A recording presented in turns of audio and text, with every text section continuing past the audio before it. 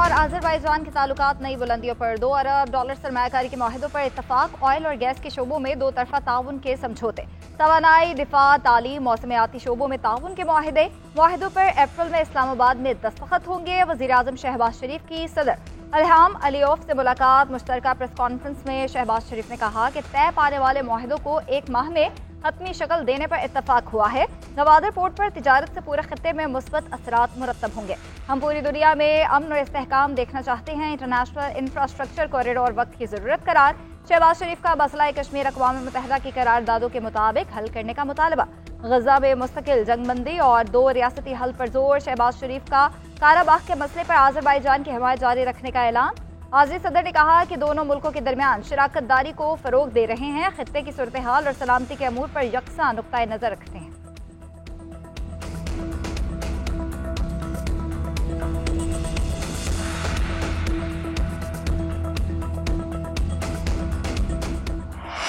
वज़ीर आज़म शहबाज शरीफ के आज़रबाईजान के सदर की दावत पर सदारती महल आमद इल्हाम अलीयौफ ने मरकजी दरवाजे पर इस्तकबाल किया। दोनों रहनुमाओं ने पुरजोश मुसाफहा किया। वज़ीर आज़म शहबाज शरीफ को गार्ड ऑफ ऑनर पेश। दोनों मुल्कों के कौमी तराने बजाए गए। वज़ीर आज़म शहबाज शरीफ का नगोर्नो काराबाख की जंग के हीरोज और शोहदा की यादगार फतह का दौरा। फूलों की चादर चढ़ाई और फातिहा ख्वानी की।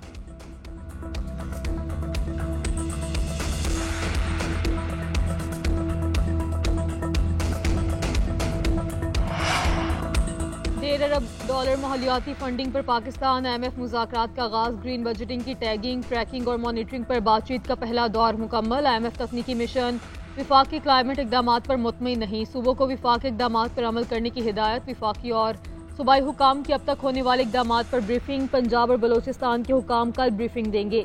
मेहमान वफ़द 4 रोज़ा मुज़ाकरात में क्लाइमेट फाइनेंसिंग पर तजावीज़ देगा। वज़ीर ख़जाना मोहम्मद औरंगज़ेब कहते हैं हुकूमत कारोबार चलाने के हवाले से निजी शोबे को पॉलिसियाँ देगी। निजकारी का अमल और मालियाती इंतज़ाम की बेहतरी होना ज़रूरी है। सबका इत्तफाक है कि हमारे जो हाथ में है उस पर तवज्जो देने की ज़रूरत है।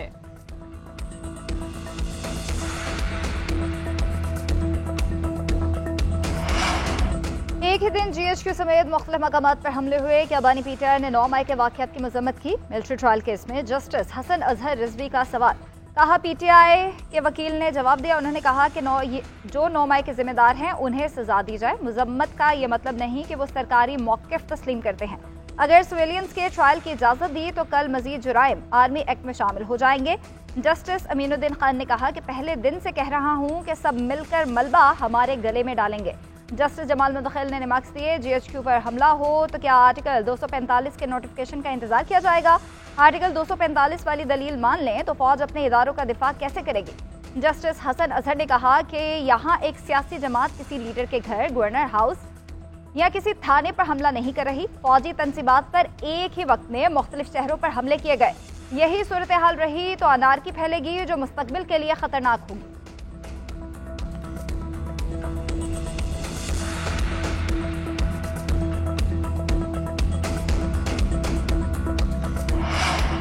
जजिस तबादलों और सीनियरिटी मामलात पर इख्तलाफात। जुडिशल कमीशन के रुकन advocate Akhtar Hussain Mustafi. Chairman judicial council justice जाया अफरीदी को इस्तीफा अर्साल कर दिया। लिखा हालिया अदालती तकर्रियों से मुतालिक तनाज़ात पर मजीद काम जारी नहीं रख सकता। नया रुकन नामजद करने के लिए इस्तीफे की कॉपी पाकिस्तान बार काउंसिल को अर्साल कर रहा हूँ। GNN से गुफ्तगू करते हुए अख्तर हुसैन ने कहा 26वीं आईनी तरमीम के तहत तैनातियाँ गलत हैं। जजिस सीनियरिटी और तबादलों पर पाकिस्तान बार के मौक़िफ़ से मुत्तफिक नहीं। जुडिशल कमीशन इजलास में भी मुख्तलिफ चीज़ों से इख्तलाफ किया था। उधर पाकिस्तान बार काउंसिल का इजलास बुध के रोज तलब। अख्तर हुसैन की जगह एहसन भून को नामजद किए जाने का इम्कान है।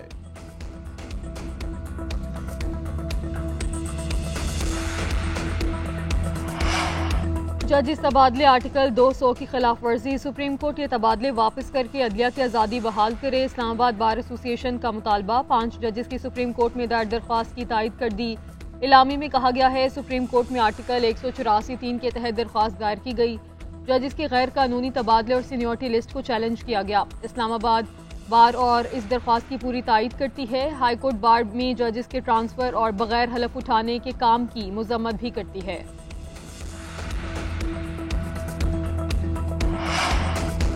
इंतखाबी धांधली केस 28 फरवरी को सुना जाएगा। सुप्रीम कोर्ट में इंतखाबी धांधली की तहकीकात के लिए दायर दरख्वास्तें समाअत के लिए मुकर्रर। जस्टिस अमीनुद्दीन खान की सरबराही में 5 रुकनी आईनी बेंच केस सुनेगा। बानी पीटीआई और शेर अफजल मरवत ने धांधली की तहकीकात के लिए अदालत उज़्मा से रुजू कर रखा है। उधर सुप्रीम कोर्ट में एडिशनल रजिस्ट्रार तौहीन अदालत केस वफाकी हुकूमत ने इंट्रा कोर्ट अपील दायर कर दी। 27 जनवरी का 2 रुकनी बेंच का फैसला कलअदम करार देने की इस्तदा।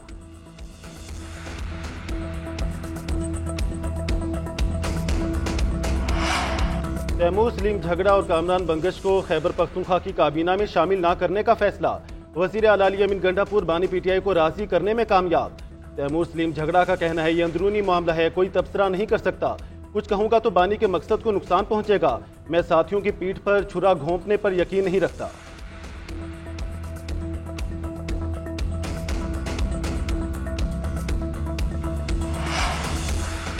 एपेक्स कमेटी में फैसला हो चुका, अप्रैल में एनएफसी बुलाएं वरना मई में सरप्राइज देंगे। नेट हाइडल के 2 अरब रुपए माफ नहीं करेंगे। वज़ीर आला अली अमीन गंडापुर का मामले पर सुप्रीम कोर्ट जाने का भी ऐलान।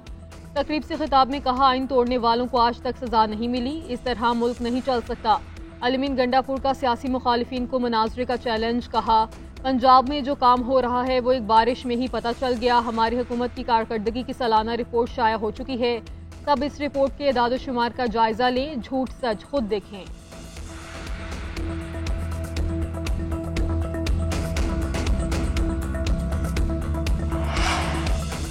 बानी पीटीआई ने ही चीफ जस्टिस से मुलाकात का कहा था। उन्हें बताया कि बानी और बुशरा बीबी के हुकूक सलब किए गए। हुकूमत मुखालिफ इत्तेहाद बनाने में पेशरफ्त हो रही है। जब भी बानी पीटीआई कॉल देंगे एहतजाज होगा। ऑपोजिशन लीडर उमर अयूब की मीडिया से गुफ्तगू। असद कैसर की पीपल्स पार्टी पर तनकीद। कहा, पीपल्स पार्टी कहती है कि हुकूमत हमारी नहीं मानती, अगर वो नहीं मानते तो विफाक से निकल आए। हुकूमत 2 दिन भी नहीं चलेगी। सलमान अकरम राजा की सिंध की जमातों को साथ मिलकर चलने की दावत। बोले, पहले वाले डील करके लंदन भाग गए थे, बानी पीटीआई ने कोई डील नहीं की।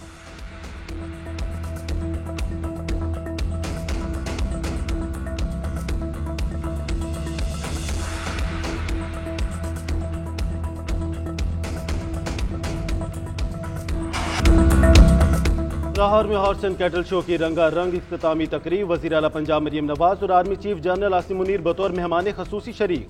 ड्रोन शो, आतिशबाजी और लाइट शो का शानदार मुजाहरा किया गया।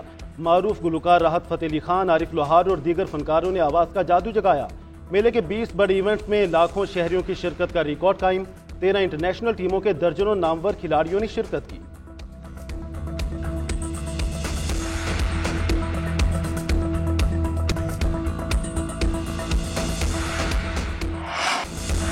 पाकिस्तान टीम चैंपियंस ट्रॉफी के सेमीफाइनल की दौड़ से यकीनन बाहर हो गई। न्यूजीलैंड बांग्लादेश के खिलाफ जीत के करीब पहुंच गया। 237 रन के हदफ के ताकुब में कीवीज की बैटिंग जारी। 4 विकेटों के नुकसान पर हदफ के बिल्कुल करीब पहुंच गया। रचन रविंद्रा की शानदार सेंचुरी। 150 गेंदों पर 112 रन की इनिंग्स खेली। ओपनर डेवन कॉनवे 30 और विलियम खाता खोले बगैर पवेलियन लौट गए। कप्तान केन विलियमसन 5 रन बनाकर चलते बने। बांग्लादेश ने पहले खेलते हुए मुकर्रा 50 ओवर्स में 9 विकेटों के नुकसान पर 236 रन बनाए। कप्तान नजमुल हसन 77 और जाकिर अली 45 रन बनाकर नुमाया रहे।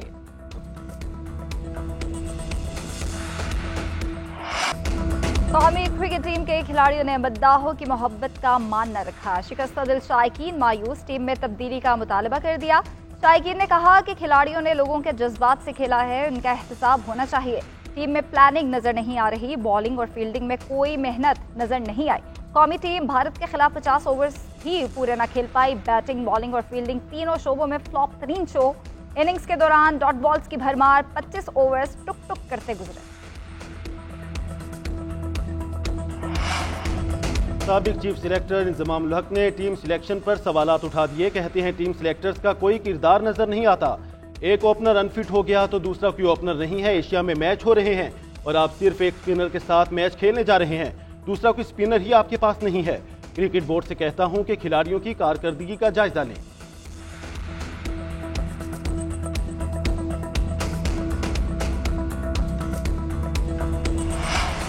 पाकिस्तान में चैंपियंस ट्रॉफी का कामयाब मेला भारत को हजम ना हो सका। इंडियन मीडिया ने झूठा प्रोपेगेंडा शुरू कर दिया। मेगा इवेंट के दौरान थ्रेड अलर्ट जारी होने की झूठी खबर चला दी। पाकिस्तान के किसी इदारे ने चैंपियंस ट्रॉफी के दौरान कोई अलर्ट जारी नहीं किया। कीवी प्लेयर रचन रविंद्रा के मोबाइल फोन चोरी होने का इल्जाम भी झूठा साबित। न्यूजीलैंड क्रिकेट बोर्ड ने भारतीय मीडिया के झूठ की भी तरदीद कर दी। भारतीय मीडिया की चैंपियंस ट्रॉफी की इब्तदाई तकरीब खाली स्टेडियम का ड्रामा भी नाकाम हुआ। लाहौर में इंग्लैंड और ऑस्ट्रेलिया के मैच में स्टेडियम खचाखच भरा हुआ था।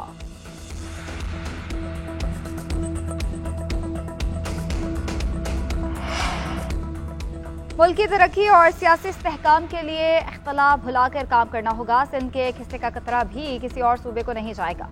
विफाकी वज़ीर एहसन इकबाल के वज़ीर आला मुराद अली शाह को यकीन दहानी। कराची में मुश्तरका प्रेस कॉन्फ्रेंस के दौरान एहसन इकबाल ने कहा, सक्खर हैदराबाद मोटरवे पर इस साल काम शुरू करना तरजीह है। तरक्की के अहदाफ हासिल करने के लिए चारों सूबों के साथ मिलकर काम करेंगे। उधर वज़ीर दिफा ख्वाजा आसिफ बोले, हुकूमत अवाम के फलाह व बहबूद के लिए कोशा है। सेहत की बेहतर सहूलतों की फराहमी तरजीह है। रोशन मुस्तकबिल के लिए तालीमी निज़ाम ठीक करना होगा।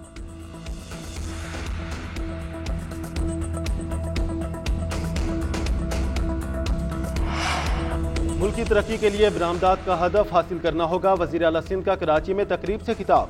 हुकूमत मुल्क को नौजवानों को इंटरनेट नहीं देगी तो इनका टैलेंट खत्म हो जाएगा। बरामदात भी नहीं बढ़ेगी। बासलाहियत अफराद को सहूलतें फराहम करना हुकूमत की जिम्मेदारी है। उड़ान पाकिस्तान प्रोग्राम को हमने आगे ले जाना है। वफाक को सिंध के इंडस्ट्रियल जोन्स पर भी तवज्जो देना होगी। पाकिस्तान को $1 ट्रिलियन इकॉनमी बनाना ज्यादा मुश्किल नहीं। शाहराह भुट्टो साल के आखिर तक मुकम्मल कर लेंगे।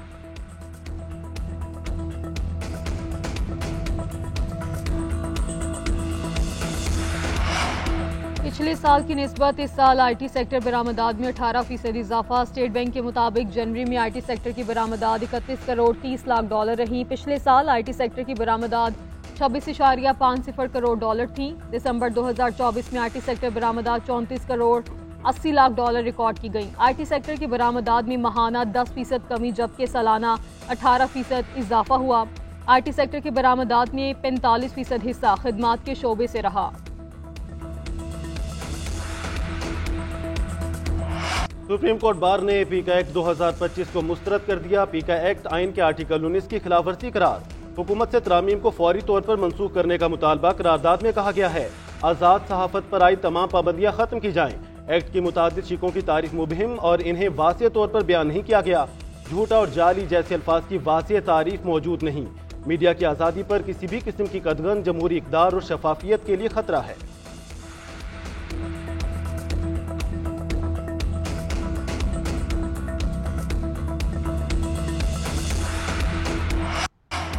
वज़ीर तवानाई अवैस लगारी का बिजली की कीमतों में मजीद कमी का इंदिया। सेनेट की कायमा कमेटी तवानाई के इजलास में गुफ्तगू करते हुए कहा, सोलर पर टैक्स लगाने का कोई इरादा नहीं। IPPs का एक भूत सवार था जिसे बहुत अच्छे से हैंडल कर रहे हैं। उनके साथ बाहमी मुशावरत से ही मुआहिदे तब्दील हुए। रमजान में चोरी वाले फीडर्स पर भी सहरो अफ्तार में बिजली दी जाएगी।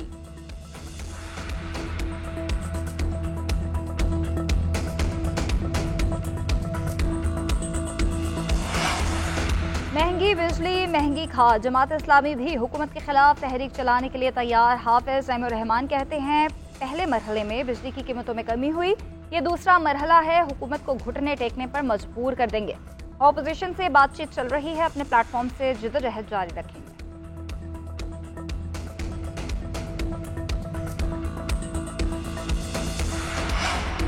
लाहौर में साबिक सूबाई वजीर मियां असलम इकबाल के डेरे से नामालूम शख्स की लाश बरामद। मुल्जिमान ने मकतूल को गोलियां मारकर कत्ल किया, ताहाल शिनाख्त नहीं हो सकी। डेरे का क्वार्टर ऑर्गेनाइज्ड क्राइम यूनिट के एहलकार ने किराए पर लिया था। पुलिस ने रूपोश एहलकार की तलाश शुरू कर दी।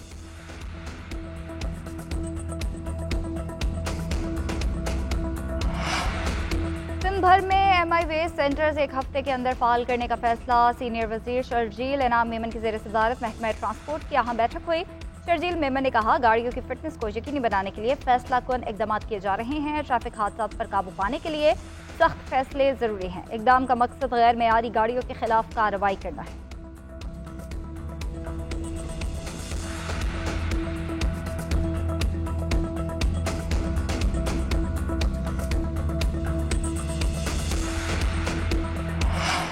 वज़ीर कानून आज़म नज़ीर तारड़ पार्लिमानी कारकर्दगी के लिहाज से सबसे मौसर काबीना रुकन। आहद चीमा और मोहसिन नकवी पार्लिमानी कारकर्दगी के एतबार से आखिरी नंबरों पर रहे। पिलडाट ने पहले पार्लिमानी साल के इख्तिताम पर वुज़रा की रिपोर्ट जारी कर दी।